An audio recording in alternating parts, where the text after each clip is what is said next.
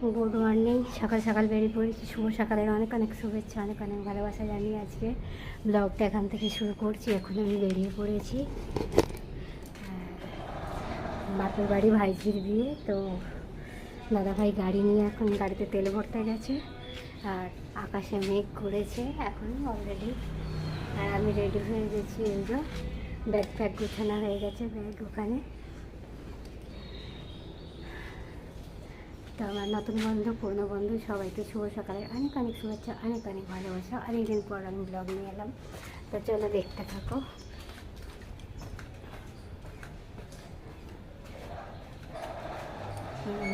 তালা দেওয়া হয়ে গেছে, ব্যাগ গুছানো হয়ে গেছে। সেলফি মুডের ছবি নিয়ে নিলাম, তো চলো। তো এখন আমরা বেরিয়েছি, সকাল 8টা বাজে। আমাদের পৌঁছতে পৌঁছতে 12টা বেজে যাবে বা 11টা বেজে যাবে। 150 কিলোমিটার যাব, তার মধ্যে আবার বারুইপাড়া গেট পড়লে আর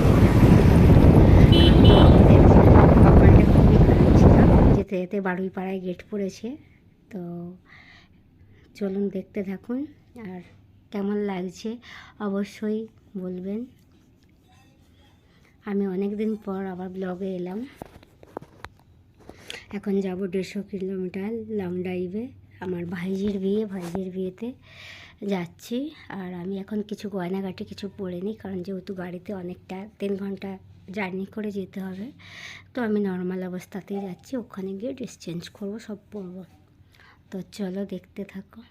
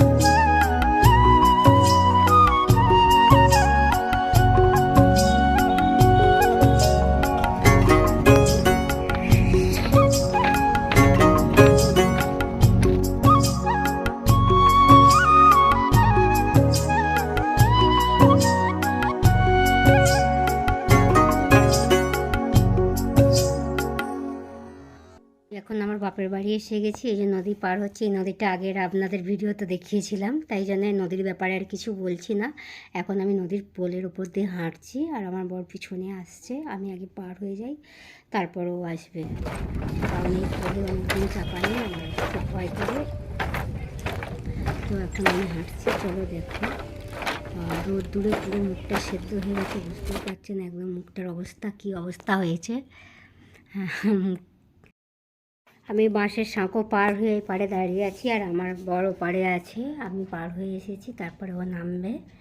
ও ওখানে রেস্ট করছে গাছের ছাওয়ায়, কারণ 3 ঘন্টা গাড়ি চালিয়ে আসা খুব কষ্ট, খুব টাফ। তো আমাকে বললো তুমি পার হয়ে যাও, আমি যাচ্ছি। তো আমি চলে এলাম, ও এবার নামবে। আমি এসে গেছি এপারে, আর এখন মিউট করে দিলাম। অরিজিনালি ভয়েস ছিল, একটা বিয়েবাড়ির গানে ভেসে আসছিলো, কপিরাইট খাওয়ার ভয়েতে আমি মিউট করে দিলাম। তো চলো।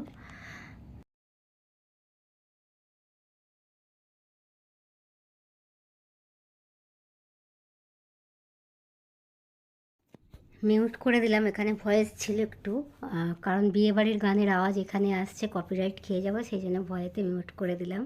মানে আমার ভাইঝির যে বিয়ে হচ্ছে সেখানের গান, সেখান থেকে গানের আওয়াজ এখানে আসছে, সেই জন্য মিউট করে দিলাম। তো দেখো বন্ধুরা, আমার বর সবে নামছে, এবার পোলে নেমে গেছে, মোটামুটি পোলে উঠে গেছে, আসছে।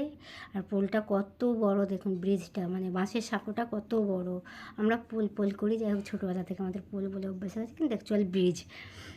তো বাঁশের সাঁকো, আমরা অনেকে বাঁশের সাঁকো বলে। ওই যে আসছে গাড়ি নিয়ে, মাঝখানে এসে গেছে, আর আমি সেই ভিডিওটা করছি।